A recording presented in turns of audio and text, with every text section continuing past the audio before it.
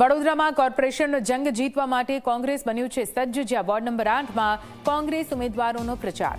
કોંગ્રેસ ઉમેદવારોએ બૂથ તેમજ બૂથ અનુસાર મતદાન સ્લીપ પણ તૈયાર કરી દીધી છે.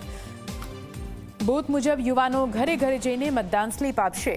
વોર્ડ નંબર 8માં ભાજપ કોંગ્રેસ વચ્ચે ખરાખરીનો જંગ જામેલો છે. આ વખતે પરિણામ સૌને ચોંકાવી દેશે. કોર્પોરેશનની ચૂંટણીમાં ભાજપ અને કોંગ્રેસના નેતાઓ પોતપોતાનો જોરશોરથી પ્રચાર કરી રહ્યા છે.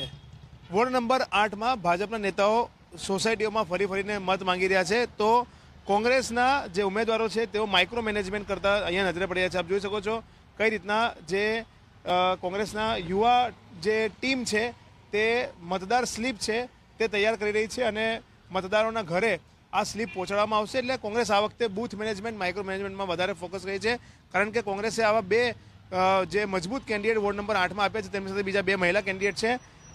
વાત કરીએ તો અમર વાઘેલા NSUIના પ્રેસિડેન્ટ અને સ્વેજલ વ્યાસ જે વડોદરાના સામાજિક કાર્યકર્તા છે કે જેઓ ખૂબ તેમના આવવાથી વોર્ડ નંબર 8માં ફાઇટ ટફ થઈ ગઈ છે.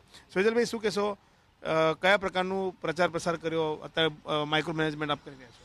અત્યારે ઇલેક્શનની જે તૈયારી છે અમારી 6 મહિના અગાઉથી જ છે. તૈયારી 6 મહિના અગાઉથી અમે લોકો દરેક ઘર સુધી, દરેક વ્યક્તિ સુધી પહોંચ્યા છે અને માઇક્રો પ્લાનિંગની સાથે સોશિયલ મીડિયાનો, ટેકનોલોજીનો અને દરેક ક્ષેત્રે લોકોને ટચ થવાનો, જે કોઈ આ લોકોએ આટલા બધા ભ્રષ્ટાચારને જેટલા અમે લોકોએ બહાર ખુલ્લા પાડ્યા છે, લોકો સુધી પહોંચે.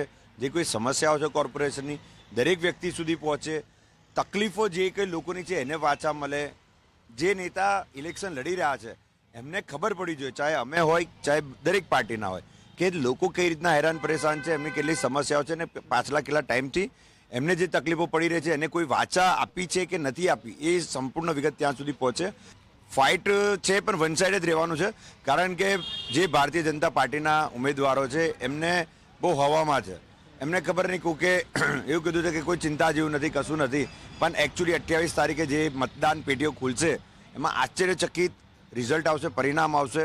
અમને હરાવવા માટે 24 કલાક ધારાસભ્ય બીજા વોર્ડમાં જવાનું છોડીને સતત આની પાછળ રહ્યા છે. સાંસદ પણ અમારી અમને હરાવવા માટે મેદાનમાં ઉતર્યા હતા. ભારતીય જનતા પાર્ટીના પ્રમુખ પણ અમારા વિરુદ્ધમાં સ્ટેટમેન્ટ આપે છે. કાલે હોમ મિનિસ્ટરને લાવવાના હતા, પ્રોગ્રામ કેન્સલ થયો. એટલે કંઈક ને કંઈક એ લોકો હાર ભાડી ગયા છે. યુનિવર્સિટીમાં નેતાગીરી કરી, હવે તમે લોકોની વચ્ચે જઈ રહ્યા છો, કયા પ્રકારનો વિશ્વાસ છે? સૌથી પહેલાં તો યુનિવર્સિટીમાં વિદ્યાર્થીઓના પ્રશ્નો માટે લડ્યા અને એ જવાબદારીઓ બધા વિદ્યાર્થીઓ સાથે રહીને નિષ્ઠાપૂર્વક ત્યાં નિભાવી. અને પક્ષે વોર્ડ નંબર 8માં જ્યારે જવાબદારી સોંપી છે ત્યારે અહીંયાના જે પ્રજા છે, અહીંયાના જે ગટર લાઈન હોય, પાણીના સમસ્યાઓ હોય, બીજી બધી અનેક સમસ્યાઓ જે કોર્પોરેશનને આવરીને થતી હોય છે તે અહીંયા ભયંકર ચરમસીમાએ પહોંચી છે. વોર્ડ નંબર 8નો જો વિકાસની વાત કરીએ તો છે 1 થી 19 વોર્ડ છે, તેમાં સૌથી નીચે જો કોઈ વોર્ડ રહી જતો હોય તો વોર્ડ નંબર 8 છે. જીતી રહ્યા છો 8 નંબર? 100% તમે જોશો કે સામેના પક્ષના જે પણ ઉમેદવારો છે એ કોઈ પણ વિસ્તારમાં વોર્ડ નંબર 8ના જઈ રહ્યા હોય, એ ગોરવામાં જઈ રહ્યા હોય, કરોડિયામાં જઈ રહ્યા હોય, સુભાનપુરામાં જઈ રહ્યા હોય, જેતલપુરમાં કોઈ બી જગ્યાએ જઈ રહ્યા હોય, ઠેર ઠેર તેમનો વિરોધ પ્રદર્શન થઈ રહ્યો છે. મતદાન પેટીમાં જે રીતે મતદાન થવાનું છે 28 તારીખે આશ્ચર્યચકિત રિઝલ્ટ આવશે. બિલકુલ 28 તારીખે આશ્ચર્યચકિત પરિણામ આવશે, તે પ્રકારની વાત કોંગ્રેસના યુવા ઉમેદવારો કરી રહ્યા છે. જે અમરભાઈ વાઘેલાને ઉતાર્યા છે અને તેમની સાથે કરોડિયા ગામની એક મહિલા છે અને બીજા એક મહિલા છે.